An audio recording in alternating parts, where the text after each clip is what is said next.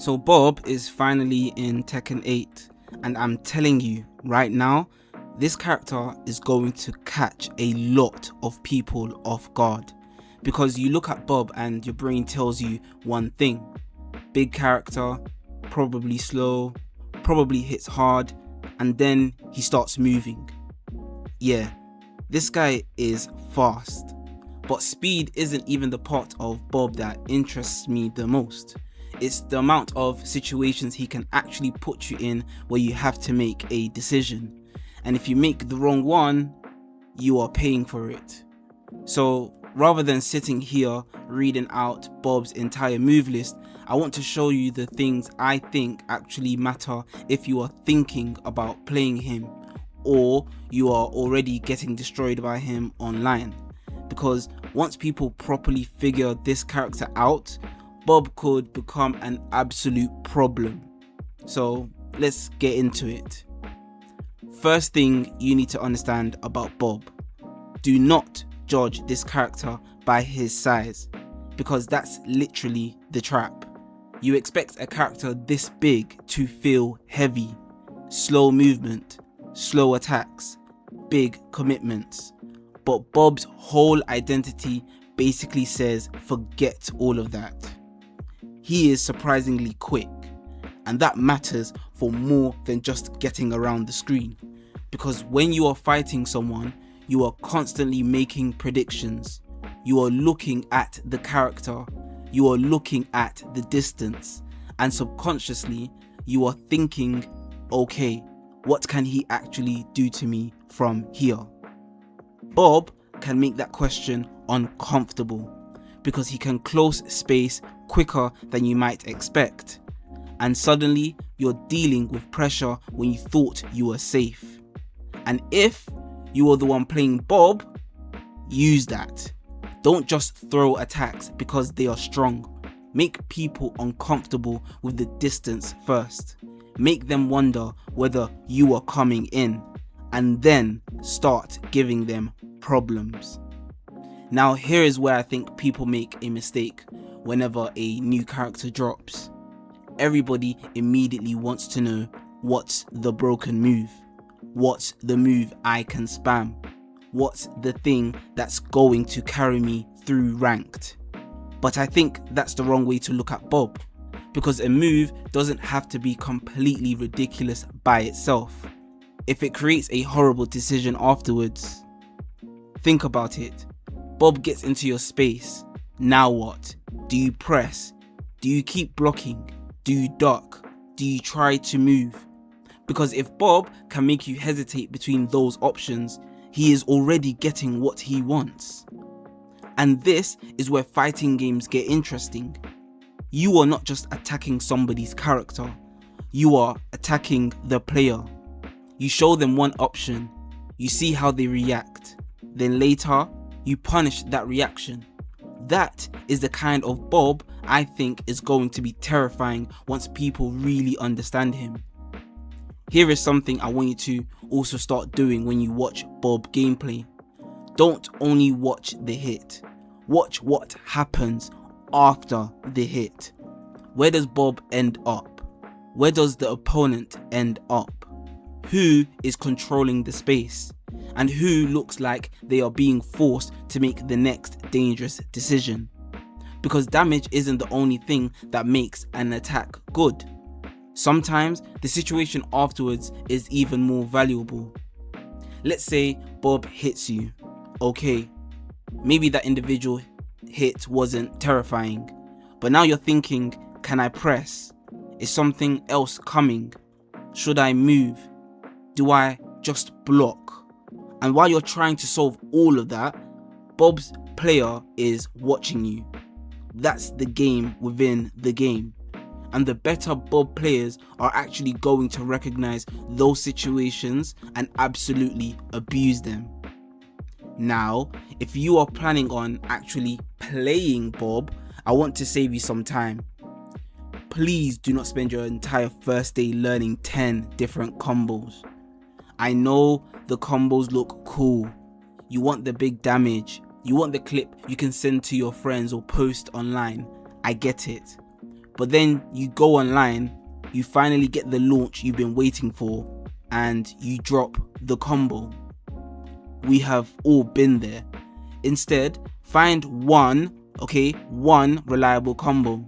Something you understand. Something you can actually perform when there is pressure.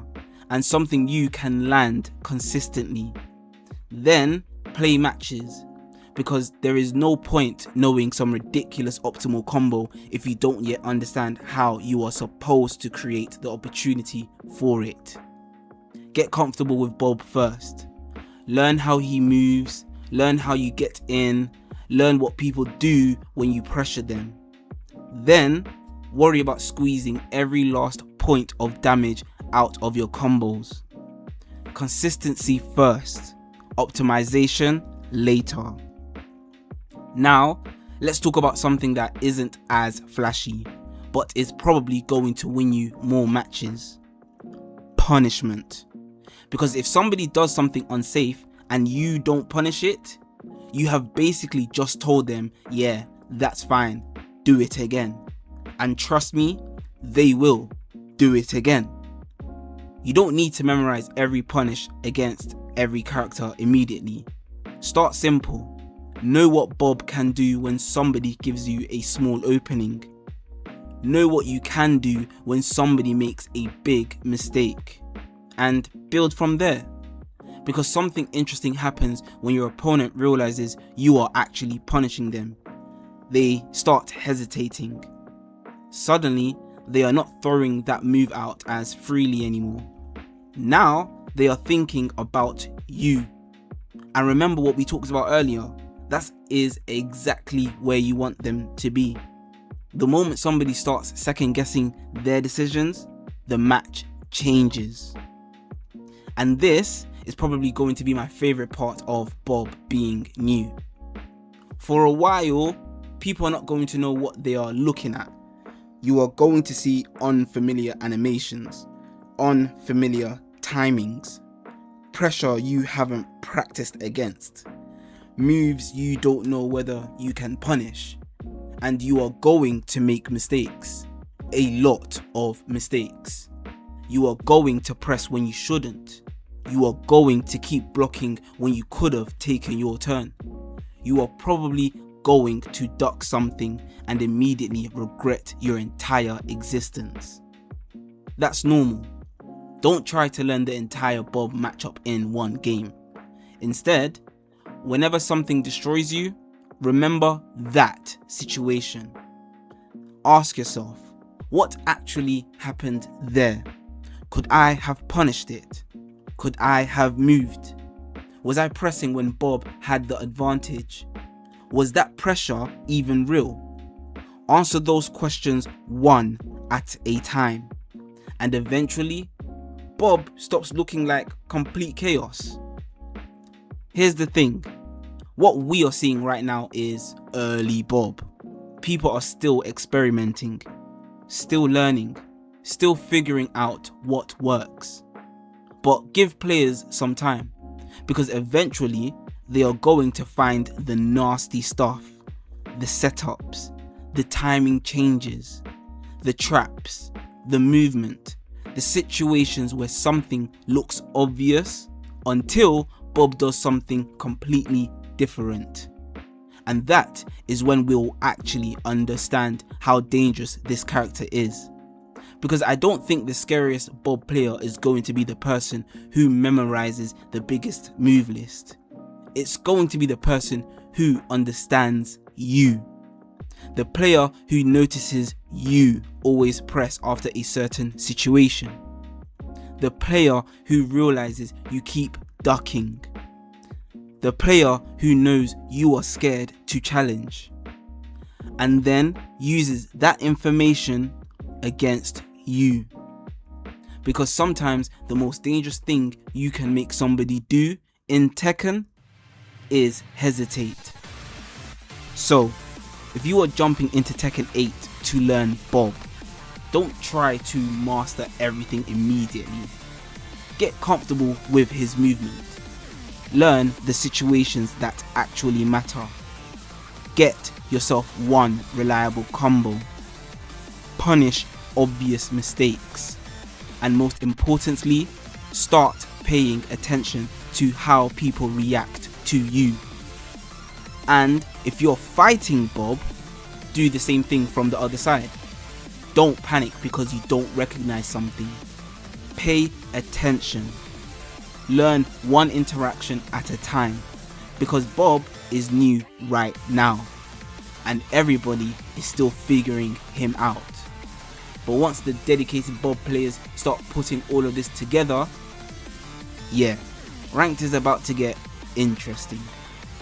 If this helped you understand Bob a little better, drop a like and let me know what you think of him so far. Is Bob actually going to be a problem, or are people just getting away with murder because nobody knows the matchup yet?